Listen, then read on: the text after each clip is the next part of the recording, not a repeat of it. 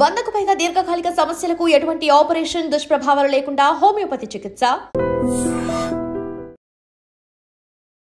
నమస్తే, welcome back to IT media. నేను మీ ఝాన్సీ. ప్రస్తుతం మనతో గ్యాస్ట్రో సర్జన్ డాక్టర్ శ్రీమన్నారాయణ గారు ఉన్నారు ఫ్రమ్ మెడికవర్ హాస్పిటల్ నుంచి.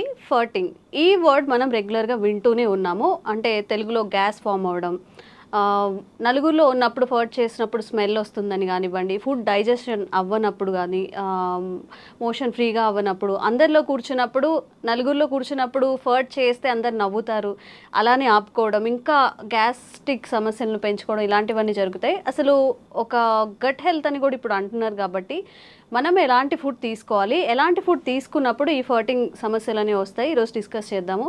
నమస్తే సార్. సార్, జనరల్గా ఒక క్వశ్చన్ తీసుకోవడానికి కూడా అంటే ఇబ్బందిగా ఫీల్ అవుతూ ఉంటాము, తెలుగులో కానీ ఇంగ్లీష్లో కానీ.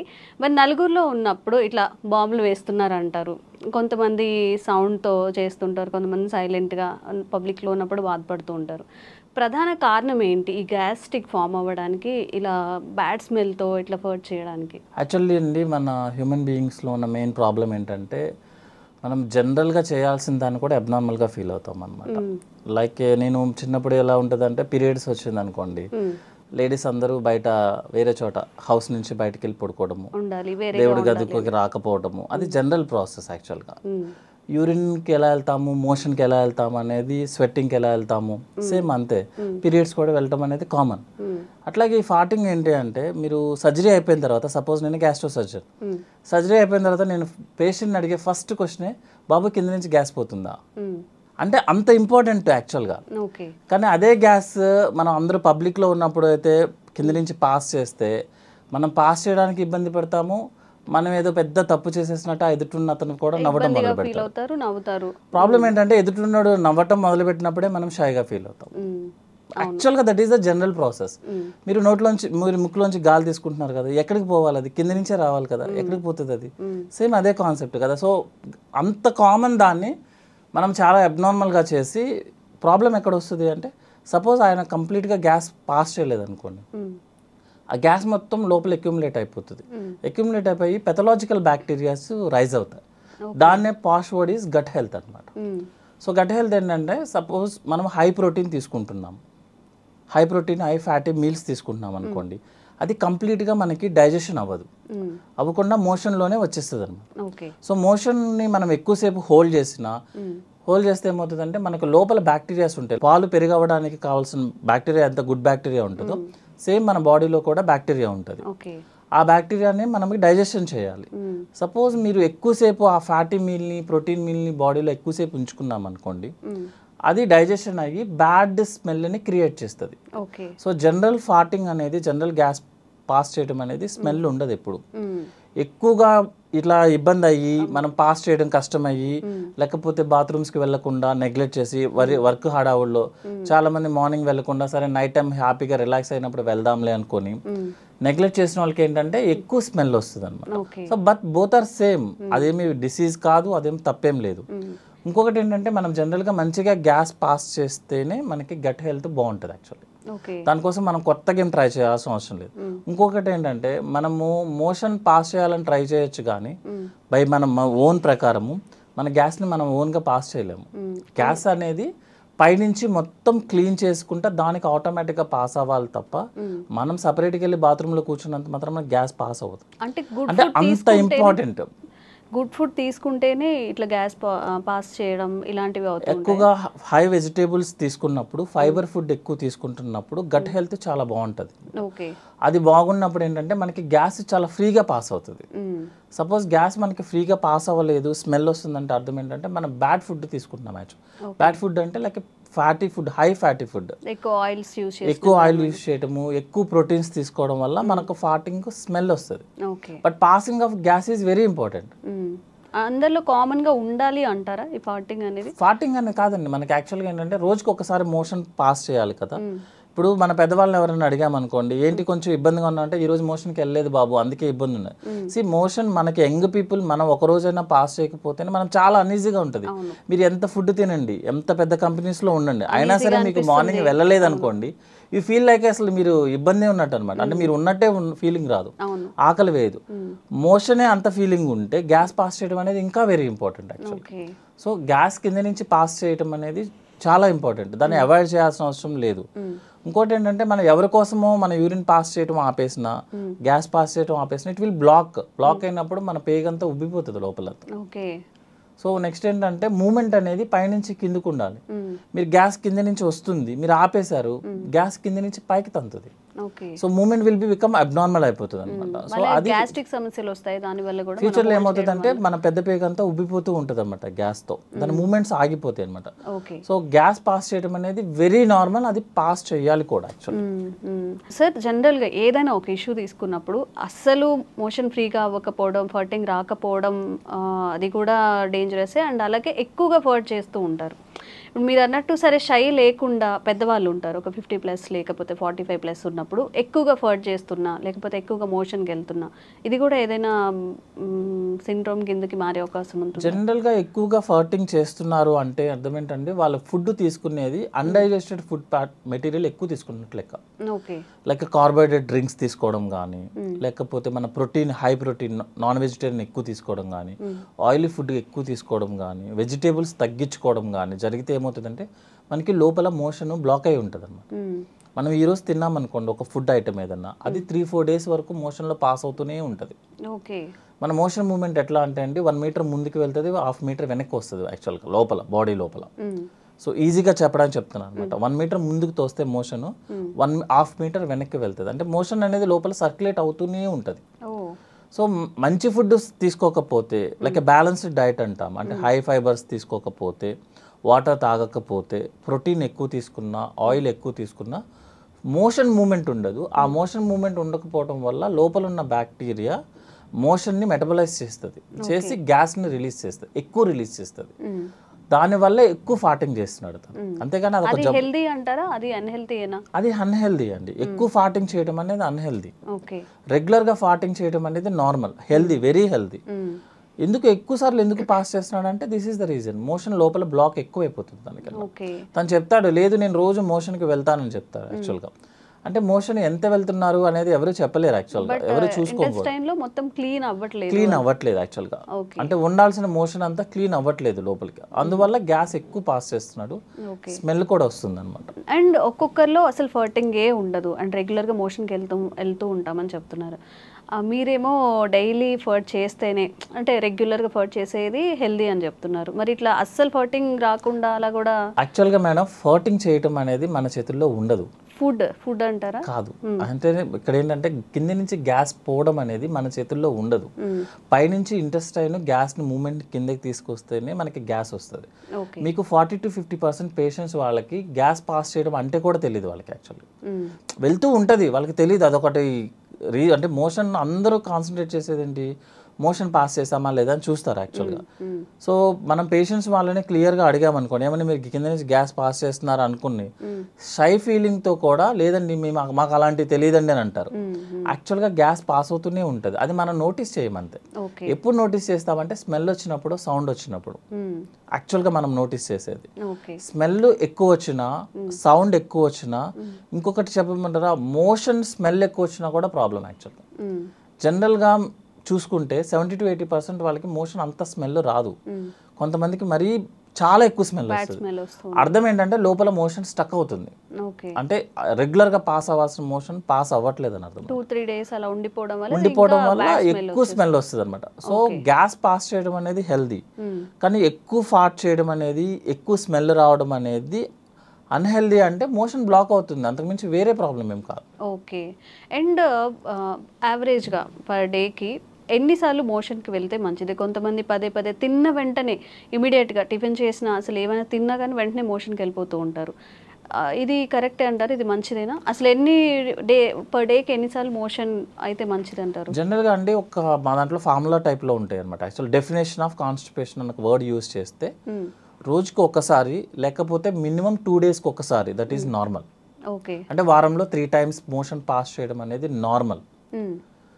ఒక్కసారి అలా కాకుండా కొంతమంది పేషెంట్స్ ఏంటంటే మోర్ దాన్ 2 days కనుక టైం తీసుకున్నా, లేకపోతే మోషన్ పాస్ చేయడానికి మోర్ దాన్ 5 minutes టైం తీసుకున్నా, దట్ ఈస్ కాన్స్టిపేషన్. అంతే తప్పించి రోజు వెళ్ళాల్సిన అవసరం లేదు. ఎవ్రీ ఆల్టర్నేట్ డే వెళ్ళినా దట్ ఈస్ నార్మల్గా మనం రెగ్యులర్గా చూసుకునే లెక్క అయితే. అట్లా కాకుండా ఎక్కువ సార్లు వెళ్తున్నాడు ఒక పేషెంట్, అతన్ని మనం హిస్టరీ అడగడం ఇంపార్టెంట్ అనమాట యాక్చువల్లీ. అంటే కొంతమందికి హ్యాబిట్ ఉంటుంది, జస్ట్ వెళ్ళి కూర్చుంటారు, ఏమి ఉండదు అనమాట. పర్సనల్ వర్క్ కోసమో ఫోన్ మాట్లాడుకోవడానికో వెళ్ళేసి కూర్చుంటారు, ఏం చేయరు అన్నట్టు. కొంతమంది డిసీజ్ ప్రాబ్లం ఉన్న వాళ్ళు ఏంటంటే IBS అంటాము, ఇరిటబుల్ బవల్ సిండ్రోమ్. వాళ్ళు ఏం చేస్తారంటే అన్నం ప్లేట్ తినంగానే ప్లేట్ అక్కడ పడేసి పరిగెత్తుతారు. చాలా మందిని చూస్తాం. అదేంటంటే మీకు చిన్నప్పుడు గుర్తుంటే పిల్లలకి పాలు పట్టంగానే మోషన్ పాస్ చేస్తారు, దాన్ని గ్యాస్ట్రోకోలిక్ రిఫ్లెక్స్ అంటారు యాక్చువల్ అనమాట. సో ఆ రిఫ్లెక్స్ మనం స్ట్రెస్లో ఉన్నా, ఎక్కువ వర్క్ టెన్షన్లో ఉన్నా, లేకపోతే సైకాట్రీ ప్రాబ్లమ్స్ ఉన్నా, ఎక్కువ వర్క్ స్ట్రెస్ అనమాట యాక్చువల్గా. దిస్ వైట్ కాలర్ ఎంప్లాయీస్ ఉంటారు కదా, కనిపించిన స్ట్రెస్ ఉంటుంది, బయటికి సూటుబూటు ఉంటాము బట్ మైండ్ అంతా స్ట్రెస్లోనే ఉంటారు, వాళ్ళకి ఎక్కువ వస్తుంది అనమాట. వాళ్ళు ఏంటంటే ఫిజికల్ యాక్టివిటీ తక్కువ, బ్రెయిన్ యాక్టివిటీ ఎక్కువ.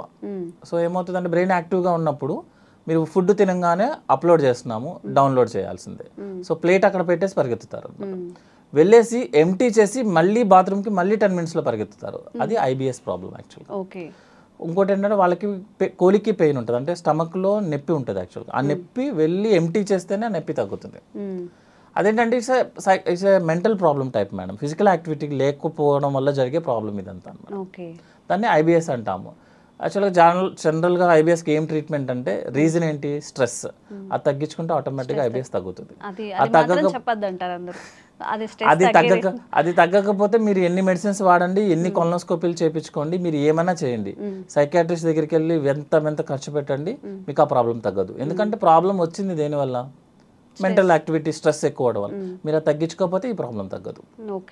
మీరు చాలా మంది చెప్తారు ఇన్ని కొలనోస్కోపీలు చేసాం సార్ ఏమీ కనిపించలేదంటే, ఏమీ కనిపించదు, దానివల్ల కొన్ని కండిషన్స్ ఉంటాయండి యాక్చువల్గా.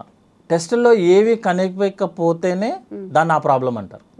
మీకు టెస్టులన్నీ నార్మల్ వస్తాయి కానీ పేషెంట్కి IBS. అదే IBS అంటే ఏంటంటే టెస్టులన్నీ నార్మల్ వస్తే పేషెంట్ కంప్లైంట్ చెప్తాడు, that is irritable bowel problem. Okay. And ఇప్పుడు మన గట్లో అలా మీరు అన్న 2-3 days స్టోర్ అవ్వకుండా ఏ రోజుకి ఆ రోజు మోషన్ పాస్ అవ్వాలి అంటే అట్లీస్ట్ ఫుడ్లో కానీ వాటర్లో కానీ ఎలాంటి చేంజెస్ చేసుకుంటే? జనరల్గా 3 to 4 liters వాటర్ తీసుకోవాలండి, 30 minutes వాకింగ్ చేయాలి యాక్చువల్గా, ఫిజికల్ యాక్టివిటీ చేయాలి వాకింగ్ లాగా. వాకింగ్ అంటే ఫోన్ పట్టుకొని కాదు, మనం వాకింగ్ చేసుకుంటే బెటర్, పీస్ఫుల్గా అన్ని ఫీల్ అవుతూ నడుస్తున్నామని అని ఒకే పేస్లో చేసుకుంటా వాకింగ్ చేయాలి. చాలా మంది ఏం చేస్తారంటే 10 minutes చేసి 10 minutes రిలాక్స్ అయ్యి 10 minutes అట్లా కాదు, కంటిన్యూస్ 30 minutes వాకింగ్ చేయాలి, 3 to 4 liters వాటర్ తీసుకోవాలి. నెక్స్ట్ ఏంటంటే మన బ్యాలెన్స్డ్ డైట్ అంటాము, అంటే 60% కార్బోహైడ్రేట్స్ ఉండాలి, 20% ఫ్యాట్ ఉండాలి, 20% ప్రోటీన్ ఉండాలి. కార్బోహైడ్రేట్స్లో మోర్ ఏంటంటే వెజిటేబుల్స్ ఉండాలి యాక్చువల్గా, more fibre diet, you will pass by motion normally. ఫాటింగ్ కూడా రెగ్యులర్గా ఫాట్ అయిపోతూ ఉంటుంది, స్మెల్ ఉండదు, ఏం ఇబ్బంది ఏం రాదు. Okay sir, thank you. Doctor Balakishan ayurvedic డిపార్ట్మెంట్లో చాలా ఎక్స్పర్ట్ అనమాట. సార్ని అడిగి మన హెల్త్కి సంబంధించి డీటెయిల్స్ తెలుసుకుందాం. నమస్తే సార్, ఎలా ఉన్నారు? మీరు ఎలా ఉన్నారు? నేను బాగున్నాను సార్. మీకు మరి మీ ఛానల్ వారందరికీ నా యొక్క హృదయపూర్వక నమస్సుమాంజలు.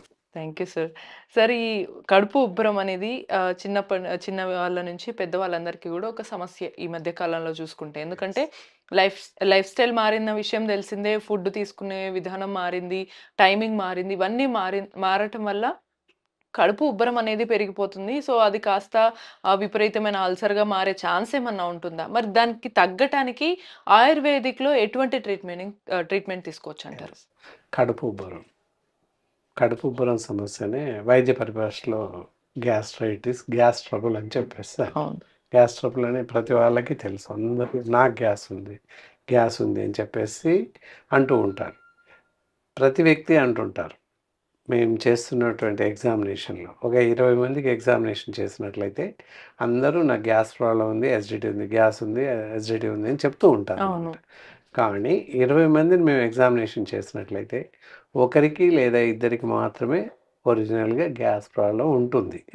మిగతా వాళ్ళు ఎవరికి గ్యాస్ ప్రాబ్లం ఉంటుంది అని అపోహపడతారు, అంతే. ఉందేమో అని అపోహపడేసి రకరకాల మాత్రలు వాడేస్తుంటారు వాళ్ళు, లేకపోయినప్పటికీ ఏదో గోలి మింగేస్తుంది. తినే ముందు ఏదో ఒకటి వాళ్ళంతట వాళ్ళే సొంతంగా గ్యాస్ టాబ్లెట్ వేసేసుకోవడం చేస్తారు. వేసుకోకూడదు అనమాట.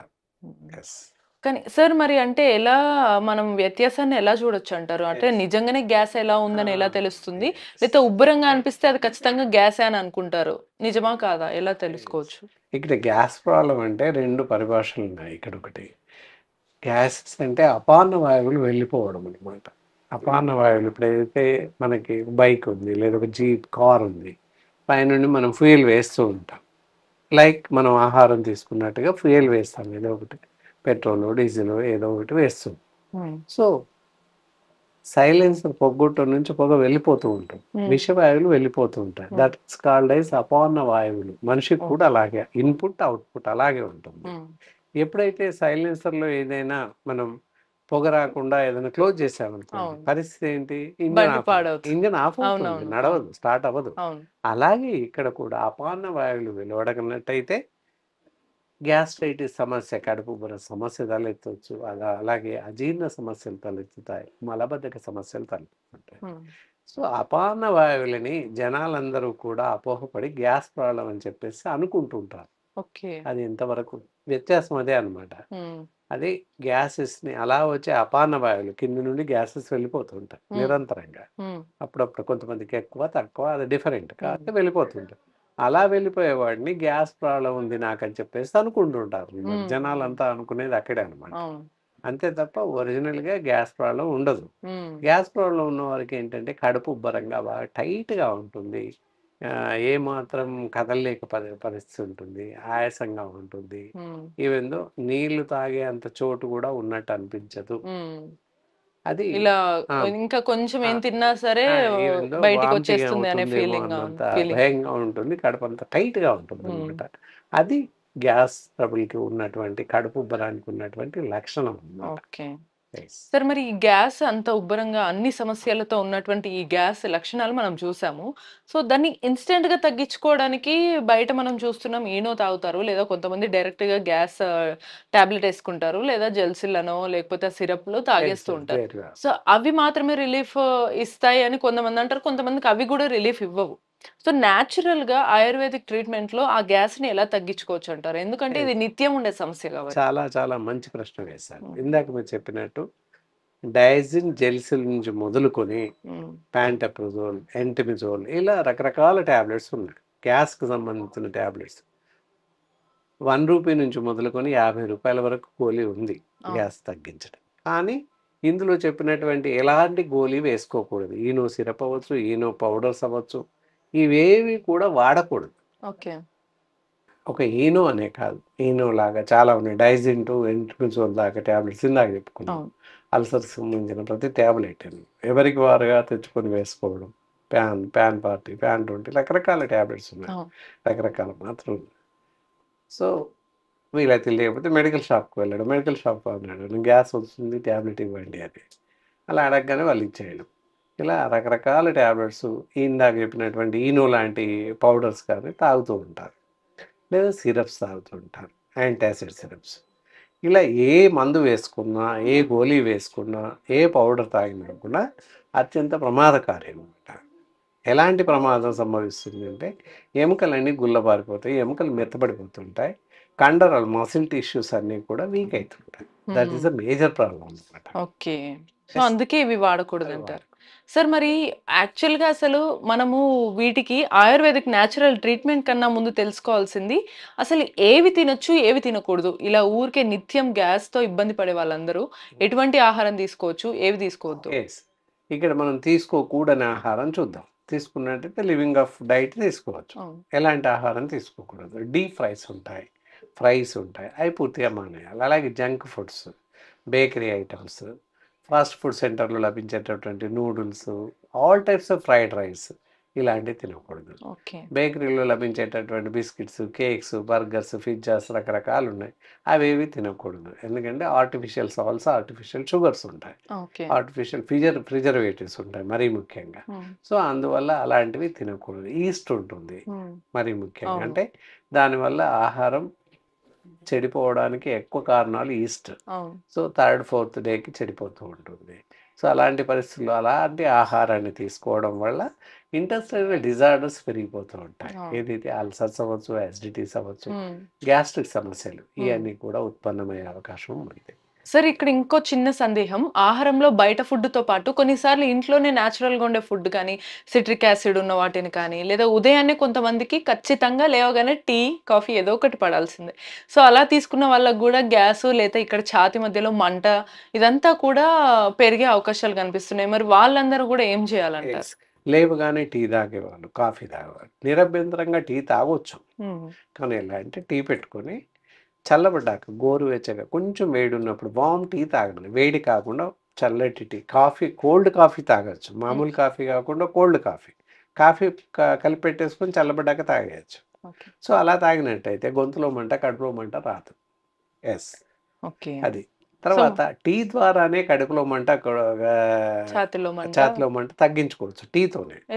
ఎలా అంటే ఇప్పుడు మామూలుగా టీ తీసుకుంటాం, టీ పౌడర్, టీ పెట్టేసి పాలు, టీ పౌడర్ అవన్నీ వేసేస్తాం, వాటర్ వేస్తాం. అందులో ఒక పావు టీ స్పూన్ వరకు బ్లాక్ పెప్పర్ పౌడర్ వేసేయాలి. వేసేసినట్టయితే కడుపు ఉబ్బరం కానీ గొంతులో మంట కానీ అన్నీ తగ్గిపోతాయి. ఎలాంటి సమస్య ఉండదు. టీ అలాగే తాగేస్తాం, అందులో కాస్త పెప్పర్ పౌడర్ యాడ్ చేసినట్లయితే నో రిస్ట్రిక్షన్స్, కడుపు ఉబ్బరం కానీ గ్యాస్ట్రిక్ సమస్యలు ఉత్పన్నం కాకుండా ఉంటుంది. ఓకే సార్, కానీ పులుపు పదార్థాలు తిన్నప్పుడు కూడా కొంచెం గ్యాస్ట్రిక్ సమస్య కానీ లేదా ఛాతిలో మంట కూడా పెరుగుతుంది కదా, మరి వాళ్ళు ఏం చేయాలంటే? అలాంటి వారు ఏంటంటే ఏదైనా మంట అలాంటివి ఉన్న వాళ్ళు ఏంటంటే వాళ్ళకి మజ్జిగ ఉంటుంది, చిలికినటువంటి మజ్జిగ ఒకటే నీళ్ళేసి స్పూన్తో కలపడం కాకుండా ఒక అరకప్పు మజ్జిగ పూర్తిగా పాల లెక్క తయారవ్వాలి. ఎలాంటి క్లాట్స్ అవి లేకుండా చాలా జాగ్రత్తగా బాగా తయారు చేయాలి. అలాంటి అరకప్పు మజ్జిగలో అంటే 1:3 డైల్యూషన్స్ ఆ విధంగా చిలికిన మజ్జిగ అరకప్పు తీసుకొని ఒక పావు teaspoon black pepper powder వేసి కలిపి తాగినట్లయితే మంట తగ్గిపోతుంది. విత్ ఇన్ మినిట్స్, గంటలు కూడా అక్కడ విత్ ఇన్ మినిట్స్లో మంట తగ్గిపోతుంది. సో అలా 1-2 డేస్ వాడినట్లయితే పూర్తి స్థాయిలో తగ్గిపోతుంది. సరే, ఇప్పుడు ఇవన్నీ మనము ఆహార పదార్థాల ప్రకారం చూసాం. ఆయుర్వేదిక్లో ఈ గ్యాస్ట్రిక్ సమస్యకి ట్రీట్మెంట్ ఏం తీసుకుంటే బాగుంటుందంటారు? ఆయుర్వేదం వైద్యంలో వచ్చేసి అద్భుతమైనటువంటి వైద్య చికిత్స పద్ధతులు ఉన్నాయి. అంటే దానికి కాను గ్యాస్ అండ్ ట్యాబ్లెట్స్ అని, డైజెక్స్ ట్యాబ్లెట్స్ అని, అగ్నితుండి వంటి ట్యాబ్లెట్స్, ఇలా రకరకాలుగా చాలా రకాల ట్యాబ్లెట్స్ ఉన్నాయి. అలాగే కుమారి అసవ, ఇలా కొన్ని ఉన్నాయి. ఏదైతే మనం పేషెంట్ వాళ్ళ యొక్క శరీర పరిస్థితి, నాడీ పరీక్ష చేసి వాళ్ళ శరీర తత్వాన్ని బట్టి వాళ్ళకి ఏ మందు సూట్ అవుతుంది, ఏ మందు సరిపోతుంది అనేది చూసి ఇవ్వడం జరుగుతుంది. మొత్తం పైన కడుపు ఉబ్బరం కానీ, కడుపు టైట్నెస్ అవ్వడం కానీ, గ్యాస్ట్రిక్ సమస్యలు ఉన్న వాళ్ళకి తప్పకుండా తగ్గడానికి మంచి మెడిసిన్స్ ఉన్నాయి. ఈ మందులు వాడి పూర్తిగా తగ్గించుకునే అవకాశం ఉంది. ఓకే, సో మొత్తంగా మనం ఆహారం పరంగా ఎటువంటి జాగ్రత్తలు తీసుకోవాలి? వెల్కమ్ టు ఐ డ్రీమ్, నేను మీ ఝాన్సీ. అయితే సమ్మర్ వచ్చేస్తుంది, ఇప్పుడు హెల్త్ కేర్ టిప్స్ చాలానే యూట్యూబ్లో సెర్చ్ చేస్తూ ఉంటారు. మరి మన వంటింట్లో చిన్న చిన్న చిట్కాలతో మన హెల్త్ని సెట్ చేసుకోవచ్చు అంటే అంతకన్నా హ్యాపీనెస్ ఏముంటుంది? ఈరోజు వంటింటి చిట్కాలకు కేర్ ఆఫ్ అడ్రస్ అయిన మధుసూదన్ శర్మ గారు మనతో ఉన్నారు. చాలా హెల్త్ టిప్స్ ఆయన అడిగి చాలా రెసిపీస్ కూడా ఈరోజు తెలుసుకుందాం. నమస్తే అండి. నమస్తే. ఎలా ఉన్నారు సార్? మీరు ఎలా ఉన్నారు? బాగున్నాను. సో ఈరోజు మా ప్రేక్షకుల కోసం, ఇప్పుడు సమ్మర్ వస్తుంది కాబట్టి చాలామంది ఎంత చెప్పినా బిర్యానీస్ అన్నీ తింటూ ఉంటారు కాబట్టి, అండ్ ఇండైజెస్ట్ అవ్వడం, అజీర్తి సమస్యలు ఎక్కువగా ఉంటాయి. దానికోసం ఏమైనా ఈరోజు మా కోసం చిట్కా చెప్తారా? తప్పకుండా. మోషన్ ఫ్రీ అయ్యేందుకు చెప్తాను చూడండి. ఓకే. ఈ రోజుల్లో ఏంటంటే సమ్మర్లో మోషన్ సరిగ్గా కాకపోవడం అనేటువంటి సమస్య చాలామందిని వేధిస్తూ ఉంటుందమ్మా. జనరల్గా మోషన్ ఫ్రీ కాకపోవడం అనేటువంటి సమస్య సంవత్సరం అంతా ఉన్నప్పటికీ సమ్మర్లో మరీ ఎక్కువగా ఉంటుందమ్మా. చిన్నపిల్లల నుంచి పెద్దల వరకు అందరికీ కామన్ ప్రాబ్లమ్ అమ్మా. మెజారిటీ ఆఫ్ ది పీపుల్లో ఈ ప్రాబ్లంతో సఫర్ అవుతుంటారు. సో మోషన్ ఫ్రీగా అయ్యేందుకు ఎలాంటి సింపుల్ రెమెడీ మనం ఫాలో అవుతే ఆ సమస్య నుంచి బయటపడవచ్చో చెప్తాను చూడండి అమ్మా. దీనికి ఏంటంటే కేవలం పదార్థాలు చాలా తక్కువ, కానీ ఔషధ గుణాలు చాలా ఎక్కువ ఉంటాయమ్మా. సో ఆ పదార్థాలు మీకు పరిచయం చేస్తూ ఏ పదార్థము ఎంతెంత ప్రమాణంలో వాడుకోవాలో కూడా మీకు తెలియజేస్తానమ్మా. మొట్టమొదటి పదార్థం వాము. వాము దీన్నే అజవాయిన్, ఓమము అనేటువంటి పేర్లతో పిలుస్తుంటారమ్మా. సో ఇంచుమించు సర్వసాధారణంగా ప్రతి ఇంట్లో ఉంటుందమ్మా. లేదంటే మనకు డిపార్ట్మెంటల్ స్టోర్స్లో, పచారీ కొట్టులో కూడా దొరుకుతుందమ్మా. వాము, అజవాయిన్ అనేటువంటి పేరుతో పిలుస్తారు. ఈ వామును ఏం చేస్తారంటే తెచ్చుకొని శుభ్రం చేసేసి బాగా కాస్త గోరువెచ్చగా వేడి చేసేసి లేకపోతే వేయించేసేసి ఈ విధంగా మిక్సీలో వేసేసి పౌడర్ తయారు చేసుకోవాలమ్మా. ఈ పౌడర్ని ఫర్ ఎగ్జాంపుల్ ఒక 100 గ్రామ్స్ తీసుకోవాలి. 1/2 టీ స్పూన్ అనుకోవచ్చు. 100 గ్రామ్స్ అమ్మా. అంటే అందరికీ అర్థమయ్యేందుకు కొద్ది ప్రమాణంలో నేను ఇక్కడ తయారు చేసి చూపిస్తున్నాను. ప్రేక్షకులు మాత్రం 100 గ్రామ్స్ తీసుకోవాలి ఏమా. 100 గ్రామ్స్ ఈ విధంగా వాము పొడి ఇక్కడ కొద్దిగా నేను కలుపుతున్నాను. తర్వాత రెండవది వచ్చేసి బ్లాక్ సాల్ట్ అమ్మా. బ్లాక్ సాల్ట్ ఉప్పు అంటే మనకు రాక్ సాల్ట్ అనేది కామన్గా తెలుసమ్మా, అట్లా సీ సాల్ట్ తెలుసు అమ్మా, ఇవన్నీ తెలుసు. బ్లాక్ సాల్ట్ అని చెప్పేసి మరొక రకం ఉంటుందమ్మా. నల్ల ఉప్పు అంటారమ్మా. ఈ నల్ల ఉప్పు కూడా మనకు ఈ పచారీ కొట్లలో తర్వాత ఈ డిపార్ట్మెంటల్ స్టోర్స్లో గడ్డల రూపంలో బ్లాక్గా స్ఫటికాలుగా దొరుకుతుందమ్మా. తర్వాత ఈ విధంగా పౌడర్ కూడా దొరుకుతుంది.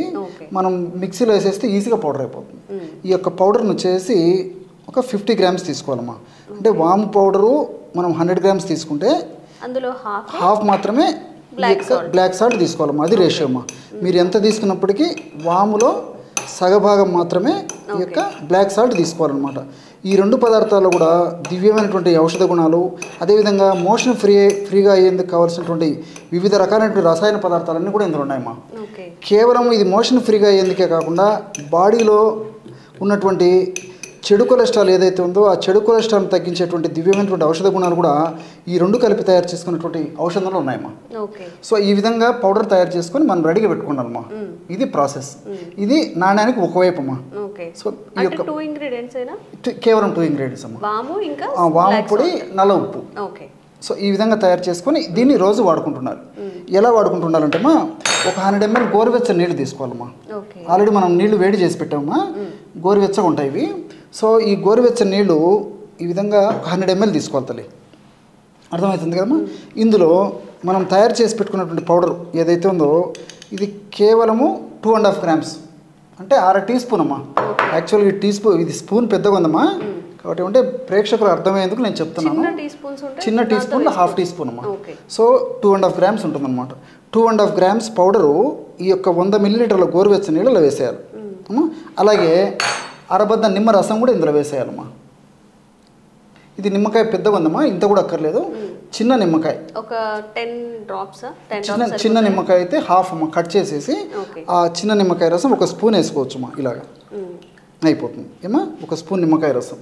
సో ఇప్పుడు 100 ml వాటర్ తీసుకున్నాము. 100 ml వాటర్లో మనం తయారు చేసి పెట్టుకున్నటువంటి చూర్ణం, అంటే వాము చూర్ణము అదేవిధంగా నల్ల ఉప్పు చూర్ణము కలిపి తయారు చేసుకున్నాం కదమ్మా, అది 2.5 గ్రామ్స్ వేసాము. దీంతోపాటు మనం చివరగా అరబద్ద నిమ్మరసం, అంటే ఇంచుమించు 5 ml నిమ్మరసం కలిపేసేస్తే బ్రహ్మాండంగా మోషన్ ఫ్రీగా అయ్యేందుకు మెడిసిన్ రెడీ అయిపోయిందమ్మా. బ్రహ్మాండంగా పనిచేస్తుందమ్మా. ఈ విధంగా తయారు చేసుకున్నటువంటి ఈ లిక్విడ్ని రాత్రి పడుకునేటప్పుడు సేవించాలమ్మా. నైట్ టైమే ఈ విధంగా మనం తయారు చేసుకుని పౌడర్ అయితే ఆల్రెడీ తయారు చేసి పెట్టుకోవాలి. వాడేటప్పుడు మాత్రం నీళ్ళల్లో, గోరువెచ్చని నీళ్ళల్లో ఈ పౌడర్ నిమ్మకాయ రసం వేసి తాగాలమ్మా.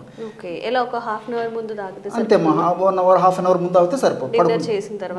అంతేమ్మా, 1/2 an hour తర్వాత కానీ పడుకునేటప్పుడు కానీ తీసుకుంటే సరిపోతుంది. చాలా సింపుల్ కాబట్టి పాటించడం కూడా చాలా ఈజీ అమ్మా, చాలా ఈజీ అమ్మా. ఓకే, సో చూసారు కదా, చాలా తక్కువ ఇంగ్రీడియంట్స్ మన ఇంట్లోనే దొరుకుతాయి. బ్లాక్ సాల్ట్ అంటే మనం ఆల్రెడీ కల్లుప్పు కానీ సాల్ట్ కానీ వాడతాం కాబట్టి దాన్ని రీప్లేస్ చేసుకొని బ్లాక్ సాల్ట్ తెచ్చుకోవచ్చు. అలాగే నిమ్మకాయలు కూడా మనం ఆబ్వియస్లీ సమ్మర్లో మన ఫ్రిడ్జ్లో బోల్డ్ అని ఉంటాయి కాబట్టి ఒక చిన్న చిట్కా వామును తెచ్చి పెట్టుకుంటే ఒక బాక్స్లో స్టోర్ చేసుకున్నా కానీ మనం డైలీ యూస్ చేసుకోవచ్చు. జస్ట్ గోరువెచ్చని నీళ్ళలో మిక్స్ చేసుకోవడమే కాబట్టి దీనికోసం బాగా టైం తీసుకోవడం, ఐరన్ అదంతా అవసరం లేదు కాబట్టి ఈజీగా కూడా పాటించవచ్చు. ఇంకేమైనా చిట్కాలు ఉన్నాయండి? చాలా ఉన్నాయమ్మా. దీని గురించి మరిన్ని కూడా చెప్తానమ్మా. ఓకే, ఔషధం మనం ఒకటైనప్పటికీ దీని గుణం ఏంటంటే విపరీతమైన జీర్ణశక్తిని కలగజేస్తుందమ్మా. కేవలం మోషన్ ఫ్రీగా అయింది కాకుండా వామునే సంస్కృతంలో మన మహర్షులు యవాని అనేటువంటి పేరుతో పిలిచారమ్మా. యవాని అంటే వాము. అంటే ఒక్క వాము గింజ 100 అన్నం మెతుకులను జీర్ణం చేస్తుందంటమ్మా. ఏకయవాని శతమన్న పాచనం అని చెప్పేసి చెప్తారనమాట. అంటే ఒక్కటే ఒక వాము గింజకి 100 అన్నం మెతుకులను జీర్ణం చేసే శక్తి ఉందంటే మనం ఎంత ఆహారం తీసుకుంటున్నామమ్మా. మనం తీసుకునేటువంటి ఆహారం అంతా చిటికల క్షణంలో జీర్ణం చేసేటువంటి గొప్ప ఔషధ గుణాలు వాములు ఉన్నాయమ్మా. అదేవిధంగా నేను ఇంతకుముందే చెప్పినట్లు ఈ యొక్క కొలెస్ట్రాల్ పెరగకుండా కూడా, అంటే చెడు కొలెస్ట్రాల్ పెరగకుండా మంచి కొలెస్ట్రాల్ బాగా పెరిగేందుకు వాము సహకరిస్తుందమ్మా. సో దీనికి తోడంటే ఆహారం జీర్ణమయ్యేందుకు బాగా సహకరిస్తుంది, తర్వాత ఆకలి అయ్యేందుకు బాగా సహకరిస్తుంది. దీంతో పాటు కొంతమందికి ఏంటంటే ఈ మోషన్ ఫ్రీగా కాకపోవడం వల్ల, జీర్ణశక్తి సరిగ్గా లేకపోవడం వల్ల బాడీ పెయిన్స్ ఉంటాయమ్మా. అంటే మోకాళ్ళ నొప్పులు, కీళ్ళ నొప్పులు, నడుము నొప్పులు, భుజం నొప్పి, తలనొప్పులు, ఇలా రకరకాల నొప్పులు ఉంటాయి. ఎగ్జాక్ట్లీ అమ్మా. అలాంటి వాళ్ళలో మనం ఏ పరీక్షలు చేయించుకున్నప్పటికీ పరీక్షలు నార్మల్గానే ఉంటాయి, కానీ పెయిన్స్తో సఫర్ అవుతుంటారు అనమాట. నేను చెప్పినటువంటి పద్ధతిలో ఈ యొక్క ఔషధాన్ని ఈ పద్ధతిలో వాడుకోవడం వల్ల మరి మల్టిపుల్ బెనిఫిట్స్ అమ్మా. మనం ఔషధం ఒకటైనప్పటికీ ఆయుర్వేదం యొక్క సహజ సిద్ధమైనటువంటి ఔషధాల యొక్క ప్రత్యేకత ఏంటంటే మనం ఒక పర్పస్కి వాడితే అనేక రకాలుగా ఉపయోగపడుతుందమ్మా. కాబట్టి క్షేమదాయకంగా వాడుకోవచ్చు. రోజు రాత్రిపూట ఈ విధంగా వాడుకుంటే సరిపోతుందమ్మా. కానీ సమస్య ఎక్కువ ఉన్నటువంటి వాళ్ళలో, అంటే మలబద్ధక సమస్య మరీ ఎక్కువగా ఉంటే కానీ ఒక 5 రోజులు కానీ ఒక వారం పాటు కానీ ఇదే పద్ధతిలో 2 times వాడుకోవాలమ్మా. Morning night, morning after tiffin, night before bed time. So ఒక వారం 5 రోజులు కానీ ఒక వారం రోజుల పాటు కానీ ఆ విధంగా వాడేసేసి తర్వాత రోజు నైట్ వాడితే సరిపోతుందమ్మా. సో మరొకటి కూడా మా చెప్తుంటే చాలా గుర్తొస్తుంటాయమ్మా. ఇంకోటి ఏంటంటే ఈ నిమ్మరసం కలిపాం కదమ్మా, నిమ్మరసంలో విటమిన్ సి ఎక్కువ ఉంటుందమ్మా. ఇంకోటి ఇందులో ఉన్నటువంటి డయాస్మిన్, తర్వాత హెస్పెరిడిన్ అనేటువంటి రసాయన పదార్థాలు కూడా ఏంటంటే మనం తీసుకున్నటువంటి ఆహార పదార్థాలు ఉన్నటువంటి కొవ్వును అబ్జర్వ్ కాకుండా, ప్రేవులను పీల్చుకోకుండా నిమ్మరసంలో ఉన్నటువంటి ఈ డయాస్మిన్, హెస్పెరిడిన్ అనేటువంటి పదార్థాలు కూడా ఉపయోగపడతాయమ్మా. కాబట్టి మనం ఎక్కువ కొవ్వు పదార్థాలు తీసుకున్నటువంటి ఆహారం తీసుకున్నప్పటికీ అది ఫ్యాట్ కింద మారకుండా, అంటే ప్రేవులు జీర్ణం కాకుండా ప్రేవులు బయటికి విసర్జించేందుకు, అదేవిధంగా ఆ ప్రేవులు త్వరగా జీర్ణం కాకుండా, అంటే ఈ కొవ్వు పదార్థాలను జీర్ణం కాకుండా ఇది కంట్రోల్ చేస్తుందమ్మా. సో విసర్జన క్రియకి ఉపయోగపడుతుంది తప్ప చెడు కొవ్వులు కానీ కొవ్వులు ఎక్కువ శాతం మన దేహంలో అక్యుములేట్ కాకుండా కూడా ఈ నిమ్మరసం ఉపయోగపడుతుందమ్మా. ఓకే. సో వాము వల్ల కూడా మనకి వెయిట్ లాస్కి యూజ్ అవుతుంది, అలాగే ఫ్యాట్ లాస్కి యూజ్ అవుతుంది, అలాగే నిమ్మకాయలు కూడా ఈ ఎసిడిక్ నేచర్ ఏదైతే ఉందో దానివల్ల కూడా ఎన్నో ఆరోగ్య ప్రయోజనాలు అయితే వస్తుంది. షూర్. సో అదండి, చిన్న చిన్న చిట్కాలతో ఈజీగా మన హెల్త్ని అయితే సెట్ చేసుకోవచ్చు. దీనికి కావాల్సిన ఇంగ్రీడియంట్స్ జస్ట్ ఒక వాము డ్రై రోస్ట్ చేసుకోవడం, దాన్ని పౌడర్ చేసి పెట్టుకోవడం, అలాగే బ్లాక్ సాల్ట్, ఇంకొంచెం లెమన్, ఇంకొంచెం వాటర్. ఇందులో ఏమైనా కష్టం ఉందా? ఒక్కసారి తయారు చేసి పెట్టుకుంటే సమ్మర్ గడిచిపోతుంది. మీరు కూడా ట్రై చేస్తారు కదా, తప్పకుండా ట్రై చేయండి.